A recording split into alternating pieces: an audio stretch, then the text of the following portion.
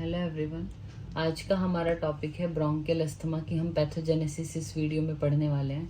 तो सबसे पहले क्या होता है, जो भी जेनेटिक फैक्टर्स हो, मतलब HLA जीन म्यूटेशन हो या फिर ब्रोंकियल एयरवे की एपिथेलियम में बाय बर्थ ही किसी पेशेंट में क्या हो, डिफेक्ट हो, प्लस में इन्वायरमेंटल फैक्टर जैसे कोई एक्सेस हाइजीन में रहता हो, मतलब क्या है, वैसे हाइजीन में रहना चाहिए लेकिन अगर एक्सेस हो तो उसको एक्सपोजर ही नहीं होता किसी भी चीज़ का, तो हर चीज़ उसके लिए एलर्जन का काम करती है। तो एक्सेस हाइजीन या फिर एंटीबायोटिक बहुत अर्ली, जो जैसे जिस टाइम बर्थ हुआ उसके अर्ली ईयर्स में जो एंटीबायोटिक ज़्यादा यूज हो गए, जिसमें उसमें क्या होता है, टॉफी होती है, means predisposition to the allergic hypersensitivity in the airway. Airway क्या है, प्री डिस्पोज ऐसा हो जाता है एयरवे की इन फ्यूचर उसके प्रति कोई एलर्जन आया तो वो हाइपर सेंसिटिवली रिएक्ट करता है उसके लिए। तो जैसे ही किसी पेशेंट में फर्स्ट एक्सपोजर हुआ किसी भी एलर्जन का, तो जो हेल्पर टी सेल है वो क्या हो जाती है, सेंसिटाइज्ड हो जाती है।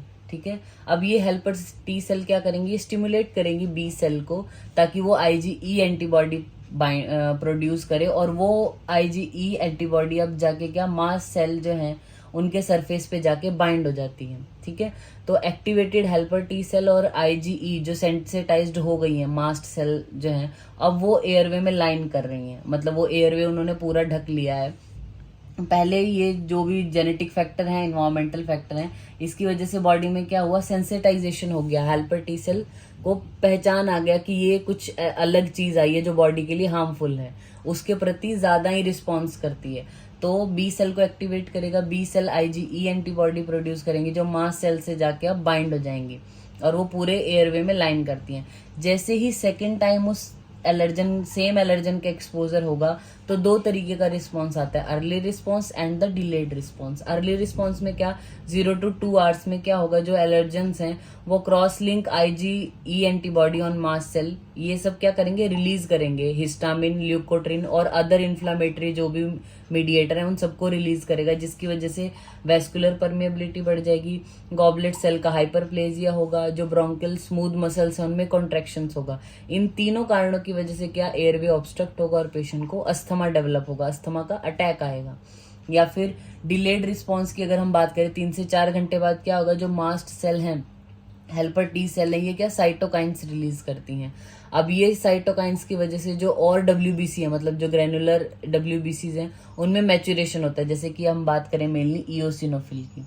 तो ये इओसिनोफिल जो मैच्योरेशन हो चुकी है, अब ये क्या करेंगे, अगर एयरवे में जाते हैं तो एयरवे को ऑब्स्ट्रक्ट करके अस्थमा डेवलप करेंगे, आईज में जाएंगे तो ऐसे पेशेंट को कंजक्टिवाइटिस हो जाएगा, और अगर नोज में जाके मतलब वहां माइग्रेट करते हैं तो राइनाइटिस होगा।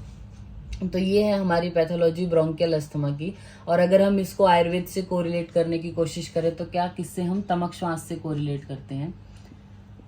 तमक श्वास यानी श्वास रोग को क्या बोला गया है कि ये वात कफ समुद्भवा, और वात और कफ की वजह से होते हैं, और पित्त स्थान समुद्भवा बोला है कि पित्त स्थान से उत्पत्ति इनकी होती है। तो इस चीज को हम कैसे समझ सकते हैं, जो भी एलर्जन है, जो भी निदान है, वो वात कफ वाले होते हैं, लेकिन पित्त स्थान से उद्भव होना मतलब हम मेनली पित्त को किससे कोरिलेट करते हैं, अपना जो भी गैस्ट्रो इंटेस्टाइनल ट्रैक है उससे कोरिलेट करते हैं।